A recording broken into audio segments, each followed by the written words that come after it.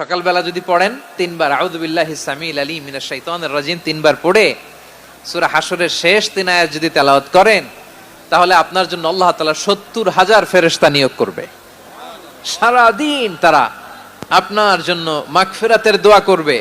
আর ওই দিন ইন্তেকাল করলে আল্লাহ তাআলা শহীদ হিসেবে আপনাকে কিয়ামতের দিন দাঁড় করাবে। সূরা হাশরের শেষ 3 আয়াতের একটা বিশেষ ফজিলত আছে, এটা আপনারা পড়বেন। কি ফজিলত? বিষ্ণু ইসা ইসলাম বলেন, মান ক্বালা হিনা ইউসবিহু সালাসা মাররাতিন আউযু বিল্লাহিস সামিউল আলিম মিনাশ শাইতানির রাজিম সুম্মা ক্বারাআ সালাসা আয়াতিন মিন আখিরি সূরাতিল হাশরি ওয়াক্কালাল্লাহু বিহি ৭০,০০০ মালাকিন ইউসাল্লুনা আলাইহি ওয়া ইন মাতা ফি যালিকাল ইয়াউমি মাতা শাহীদান।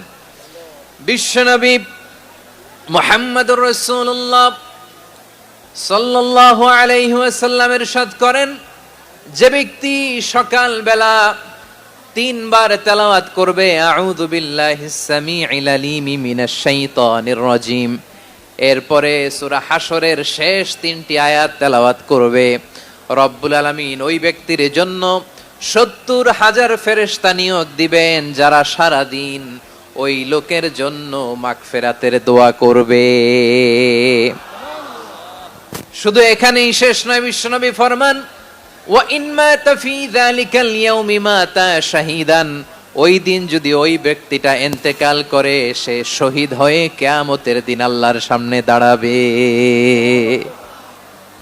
সকালবেলা যদি পড়েন 3 বার আউযু বিল্লাহিস সামিউল আলিম মিনাশ শাইতানির রাজিম 3 বার পড়ে সূরা হাশরের শেষ 3 আয়াত যদি তেলাওয়াত করেন, তাহলে আপনার জন্য আল্লাহ তাআলা ৭০,০০০ ফেরেশতা নিয়োগ করবে।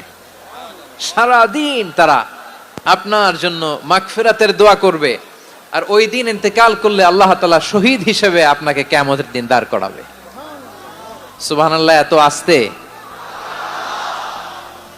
আবার সন্ধ্যাবেলায় যদি পড়েন, সারা রাতের জন্য ৭০,০০০ ফেরেশতা মাগফিরাতের দোয়া করবে। ওই রাতে মারা গেলে শাহাদাতের মৃত্যু নসিব হয়ে যাবে।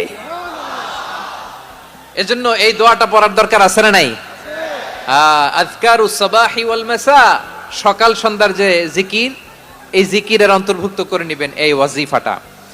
যে হাদিসটা বর্ণনা করলাম সুনানে তিরমিজির হাদিস, যদিও হাদিসটা সনদের দিক থেকে দাঈফ, কিন্তু মুহাদ্দিসিনে ইকরাম বলেছেন যেহেতু এটা ফাজাইলুল আমালের হাদিস, এটা পড়ার ক্ষেত্রে কোনো নিষেধাজ্ঞা নাই, এটা পড়া যাবে।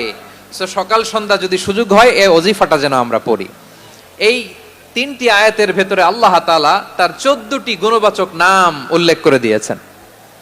কয়টি? আওয়াজ করে বলেন তো, যারা শুনতে পেয়েছেন বলেন, এই 3টি আয়াতের মধ্যে আল্লাহর কয়টি সুন্দর সুন্দর গুণবাচক নাম আছে বলেন তো? কয়টি?